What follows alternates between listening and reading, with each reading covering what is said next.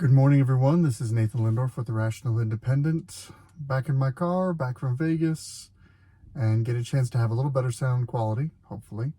It's good to be home, even though it's cold as all get out.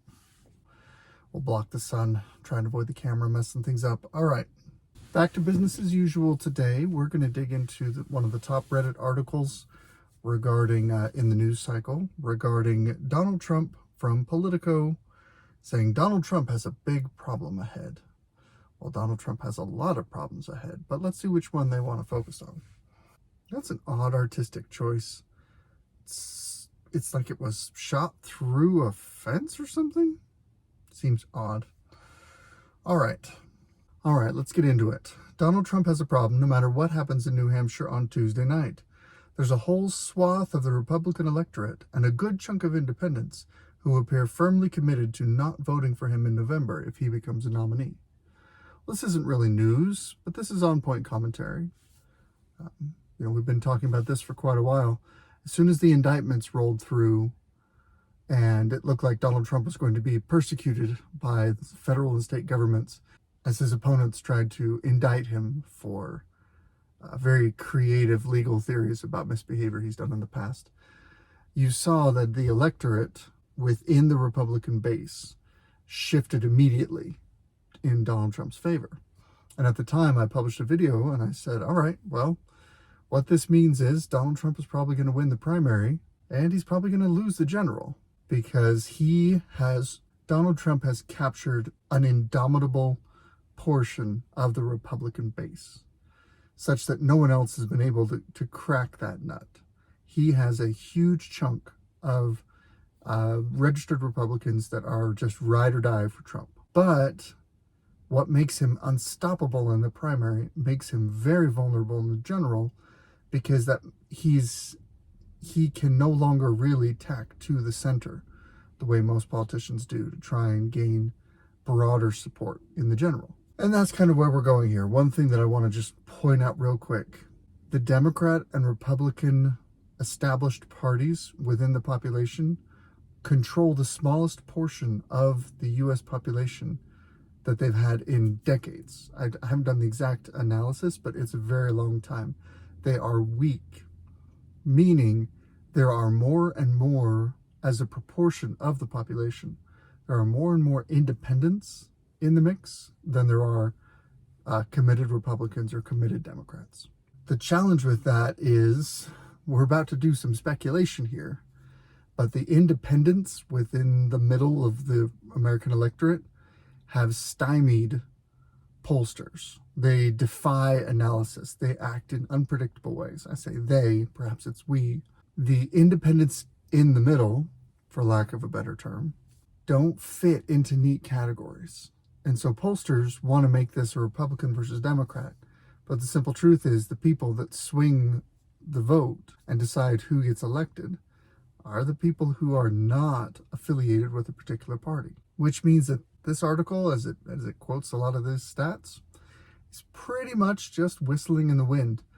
There's very, very low validity to the analysis. It's an issue that's become starkly apparent in polling ahead of the Iowa caucus. Poll of voters in Iowa found that 43% of Nikki Haley's supporters said they would back President Joe Biden over Trump. Well, that's easy. Those are Democrats. Iowa has an open primary, so a lot of Democrats look at it as the Democrats already know who their candidate's going to be, so their vote isn't needed in the primary. So if their vote isn't needed in the primary, why not come on over to the Republican and vote in the Republican for the candidate that most supports, just mess with the Republicans. And there's a fair amount of kind of wishy-washy Democrats that look at Nikki Haley and goes, oh, look, a Republican who kind of makes sense. Let's go ahead and vote for her. That's not a death knell for Trump, but let's keep going. I can't vote for Trump. He's a crook. He's too corrupt. An independent voter from Amherst. I voted for him, but I didn't realize he's as corrupt as he is. 2024 is different because Trump is not making his pitch as an unknown candidate. He's making a pitch essentially as an incumbent without the advantages of being an incumbent because he lost. Here's a poll that says, including independents who say they lean towards one party over the other, Biden had slightly more support among Democrats and Democrat-leaning independents, 91%, than Trump did among Republicans and GOP-leaning independents, 86%. So you're talking about a poll that has identified a 5-point gap between these huge amorphous groups of Democrats and Democrat-leaning independents, whatever that means, and the same on the Republican side. That's not compelling. That's basically statistical noise. It's far from a majority of Republicans preparing to pass on Trump in November, but in a close election, it could be enough to tip the scales for the Democrats. I don't think I can vote for Trump. I vote in every election. I've never left a box blank. I might have to this time. By the way, I kind of understand that sentiment in the sense that in 2016, I voted third party because I couldn't do Hillary and I couldn't do Trump. That's the equivalent of leaving a box blank. The sentiment was not uncommon among Republicans. It's funny. They're trying to basically craft a narrative saying that there are schisms in the Republican Party, that not all Republicans are prepared to support Donald Trump. And they point out Republicans who came to a primary supporting Donald Trump's opponent, Nikki Haley, and Governor Chris Sununu, who's endorsed Haley as critical, and who is then quoted as being critical of Trump. Choosing who you ask these questions to is going to dictate the answers that you get from them, which means that effectively you can craft any story you want depending on who you're taking quotes from. So voters who came out to see Haley, the former UN ambassador, had sentiment like, I liked him, but he just scares me now. Everybody that has ever worked for him is not anymore. I don't think that's factually true, but okay. If it came down to Biden versus Trump, I would go with Biden. In fairness, they point out that this is not just a Republican problem, and it's not just a Trump problem. That's what I was talking about early on. There is a huge portion of the electorate that is not meekly going along with the party structure. And on both sides of the aisle, Democrat and Republican, you are getting a growing chunk of people who say, I want nothing to do with you. And so here the Democrat Party is a portion of voters that have soured on Biden and are either leaning towards or threatening to vote for a third party or stay home. Registered independent from Portsmouth. How big a universe these groups of disaffected voters are, that's a mouthful, could go a long way in determining the next president. But there are signs that, among independents at least, Trump is bleeding. By the way, it's pretty amazing that they're pointing out how Trump is losing support in certain portions of his electorate. If you look at the polling data on Joe Biden, it's a catastrophe, especially for an independent. But that's not the point of this article, so we're going to stay focused on Trump. But I'm just pointing out that you could easily write an almost identical article on President Biden. But that probably wouldn't get as many clicks. At events across the Granite State over the past week, surrogates for Trump have stressed the need for Republican reconciliation, depicting Biden's presidency as an existential threat. That's what primaries do. Primaries, you get a collection of candidates, and once you get the strongest candidate that people gather behind, the party is supposed to coalesce around that candidate. And by the way, that's exactly what's happened in this last week.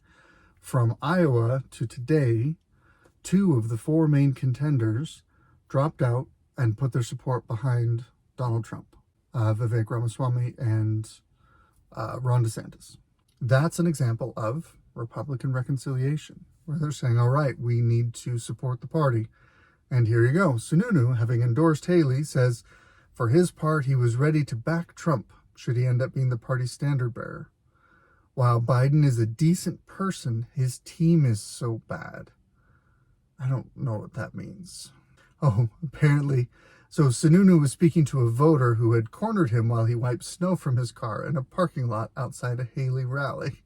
So apparently he's like, I just want to leave. And the guy's bugging him with questions. So he might not have spoken as articulately as he may have wanted to. Curtis Thornborough, 81, voted for Barry Goldwater, Bob Dole, both Bushes, doesn't mention Reagan. Interesting. Before casting his ballot for Obama twice and Biden in 2020. but he did not say how he voted in 2016. He's open to backing Haley in 2024, but couldn't see himself supporting Trump. I can't find anything good to say, and I try. He's dangerous, and the people around him are too. Could he back... Okay, here's another independent. He leaned towards supporting Haley. Could he back Trump should he prevail? No, never. I absolutely hate Trump. And that's really two thoughts to kind of pull from this. One, the media has done an amazing job, and Donald Trump has helped. I guess he likes playing the heel, as they say, in professional wrestling. The professional villain. The people that people love to hate. Donald Trump loves that. And it gets him a lot of support. It gets him a lot of attention. It gets him a lot of free publicity. It can be very effective in politics. But the media has gone right along with that, doing their part to cast him as a villain.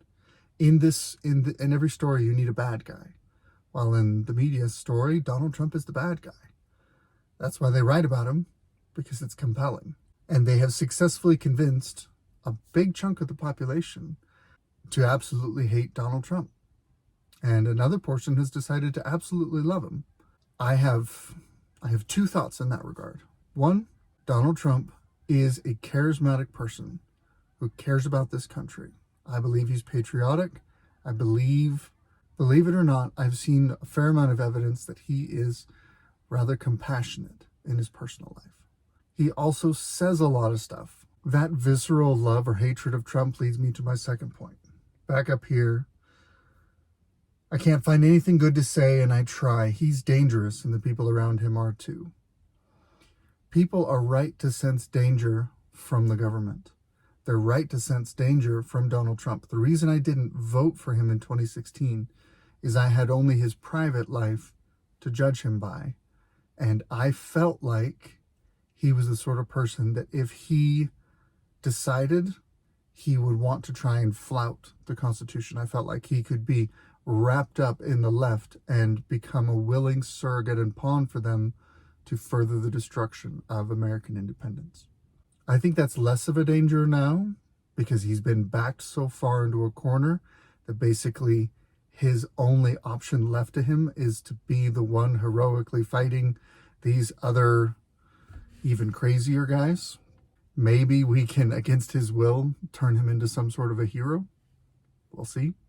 The challenge I have with this kind of analysis, saying that Donald Trump is uniquely dangerous, is that he's only dangerous in the sense that he's exercising government power over your life, illicitly or in line with the law. We have too much government power flowing through the economy and through our society. That is the danger. And it doesn't even really matter who's at the helm. We really have to deal with the fact that the most dangerous thing going on in our society right now is the pervasive, unaccountable administrative state that runs huge portions of the economy, that dictates policy, that controls millions of people's lives, and that the voters are unable to do anything about. And that crazy, pervasive administrative state is kind of the tail that wags the dog, in the sense that elected representatives basically end up folding to the pressure that they get from that administrative state. And so we're left with a situation where those that we send to Washington to try and control the monster end up being consumed by that monster. That's the danger.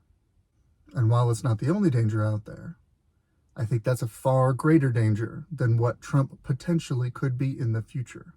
And that is my Reddit rant today. This is Nathan Lindorf with The Rational Independent. Good luck out there.